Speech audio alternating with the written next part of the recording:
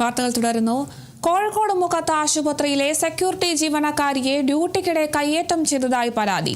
Manassery KMCT ആശുപത്രിയിലെ security ജീവനക്കാരിയായ Bindu പ്രകാശിനെയാണ് ആശുപത്രിയിലെത്തിയവർ കയ്യേറ്റം ചെയ്തത്.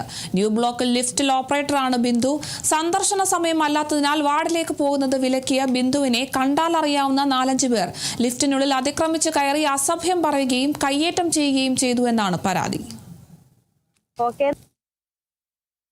11:30 ടൈമിൽ നമുക്ക് വിസിറ്റിംഗ് ടൈം അല്ല, കാരണം ഡോക്ടർമാരുടെ റൗണ്ട്സ് നടക്കുന്ന ടൈമാണ്.